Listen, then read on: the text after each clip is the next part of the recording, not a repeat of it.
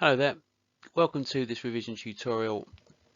It's from the Henry VIII and Wolsey topic for the England Early Tudors unit of work, and today we're going to talk about reasons why Henry VIII wanted a divorce from Katherine of Aragon. So our key question is, why did Henry VIII want a divorce from Katherine of Aragon? We're going to have three major reasons for this. Firstly, Henry's conscience. Secondly, his desire for a legitimate male heir. And thirdly, his infatuation with Anne Boleyn.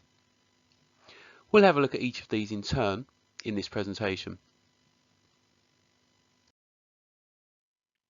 So firstly, Henry's conscience.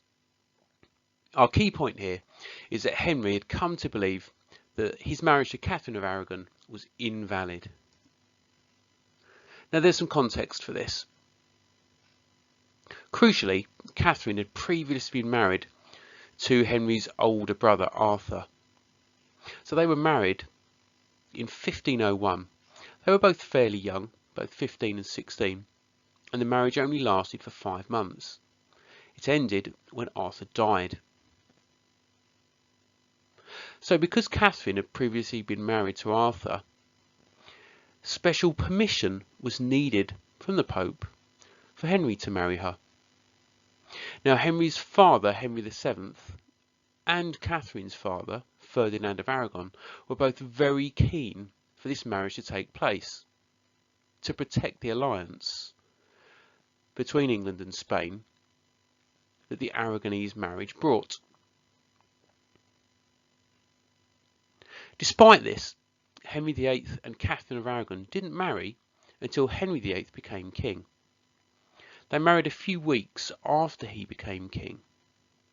So it was within Henry's power to call off the marriage, but he deliberately chose not to.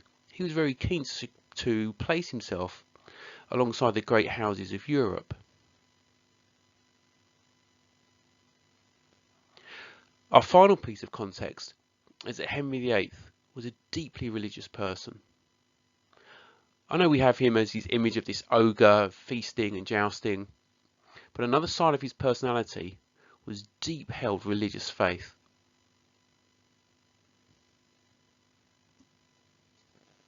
So let's see how this played out. In the years leading up to the mid-1520s, Henry became increasingly doubtful of the validity of that papal dispensation, the permission that had previously been given for him to marry Catherine. Now, where had this come from? Partly, this had come from the couple's tragic misfortunes around children. Catherine had suffered miscarriages, stillbirths, and babies dying when they were very young. An example here is in 1511, when she did actually give birth to a son that survived for a number of weeks. The son lived long enough to be called Henry and for his birth to be celebrated. The couple had had a daughter, Mary. She'd been born in 1516, but there was a distinct lack of sons.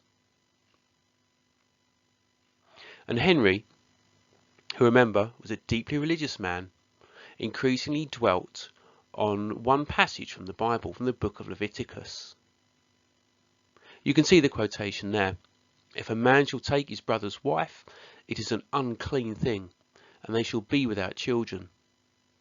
Now, you might think, okay, well look, they've got Mary, how can they be without children? We can explain this by Henry taking children to mean sons. And in one of the translations of the Bible that he was using, it mentioned sons rather than children. And that's where he was getting that from.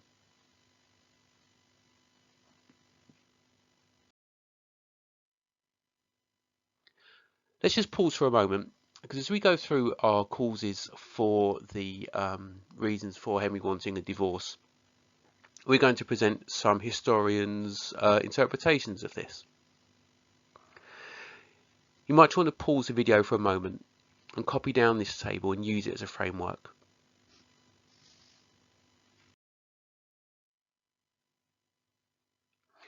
So here's our first two offerings from historians on Henry's conscience. We've got one from Eric Ives, and one from Lacey Baldwin Smith. Just pause the video for a moment and consider them and see if you can find the key point in each.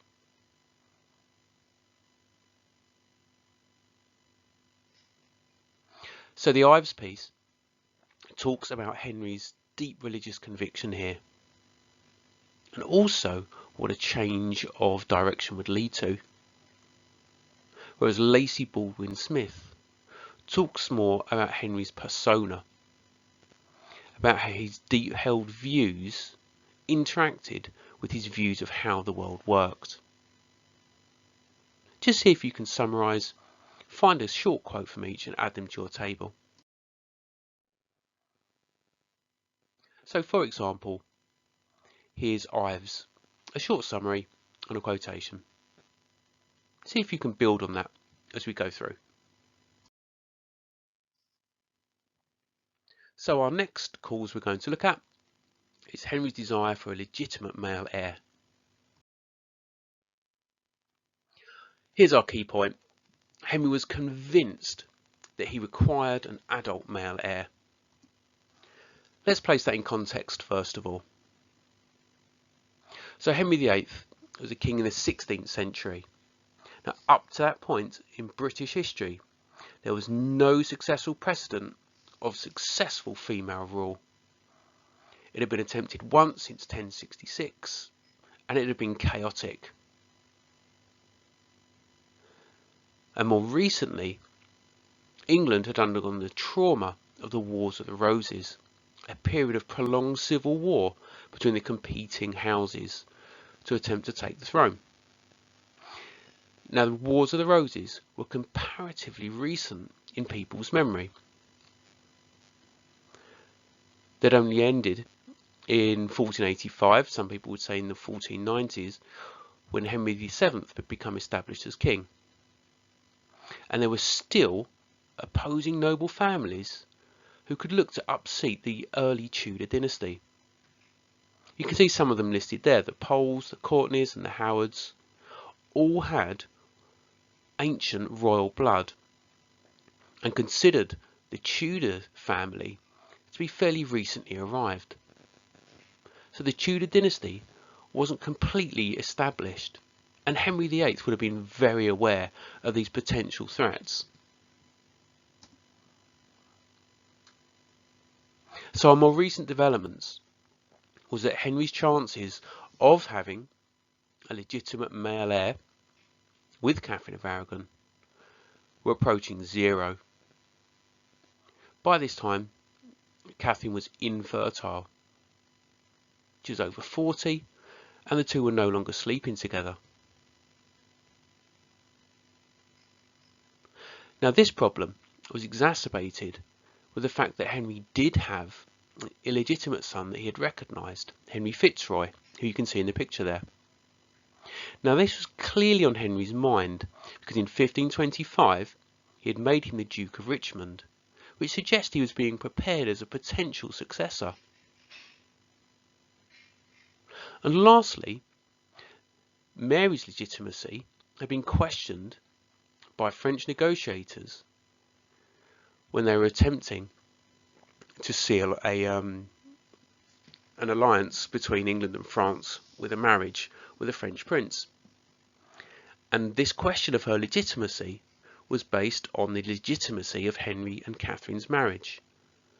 And this may have placed a seed of doubt in Henry's mind, because it adds a political dimension to his problems.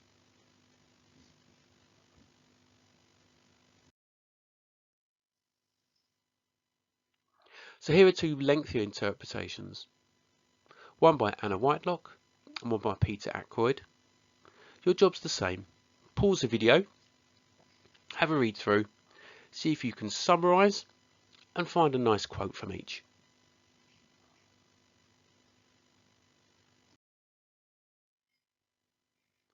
Okay, let's take our final cause, and that's Henry's infatuation with Anne Boleyn. So here's our key point. Henry passionately wanted Anne Boleyn to be his wife. He was infatuated with her. So here's our broad context. Henry had idealised notions of women. His views of women were quite immature. He'd grown up mostly around women and a really simplistic, quite childlike idea of relationships and what they stood for. This is partly because of a culture of courtly love in Henry's court. This was ideas around unrequited love, of flirtation, and the importance of these things and the attractiveness of these things as a way of living. But we could add to this the fact that Henry was used to getting what he wanted in all aspects of his life, and that included with his attentions on women. So when Anne Boleyn arrived in Henry's court, Henry desired her and could see no reason why he shouldn't have her. Now, part of Anne's attractiveness was her bearing. She'd been raised and tailored and trained in the French court, so she appeared with quite sophisticated fashion and manners for the English court, which made her stand out. And so Henry started to pursue her. He gave her small tokens of his affection, small gifts, and wrote her poetry and letters. And he would have thought that he stood quite a good chance of Anne becoming his mistress quite quickly, maybe partly because her elder sister Mary had previously been one of his mistresses.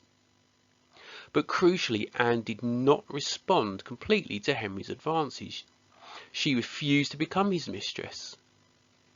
And this went on for years, with Anne making it clear that she would only become Henry's mistress when it was entirely clear that she would become Queen of England.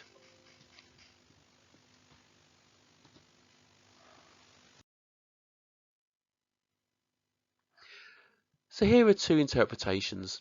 Another one by Eric Ives for you to have a look at, and finally one by Peter Gwynn. So pause the presentation here, see if you can summarise them and find a nice quote from each.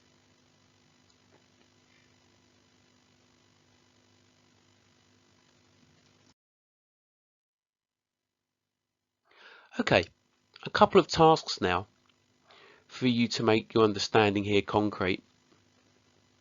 Firstly, see if you can pull out some specific points that back each of our causes of Henry's desire to divorce Catherine, and make short bullet point lists for each.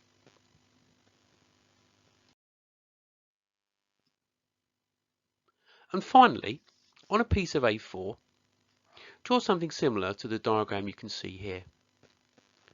And see if you can write next to each arrow reasons why each of these three causes link.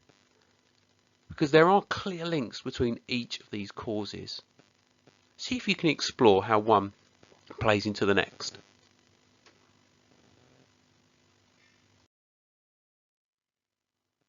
Okay, we've come to the end. Thanks for watching.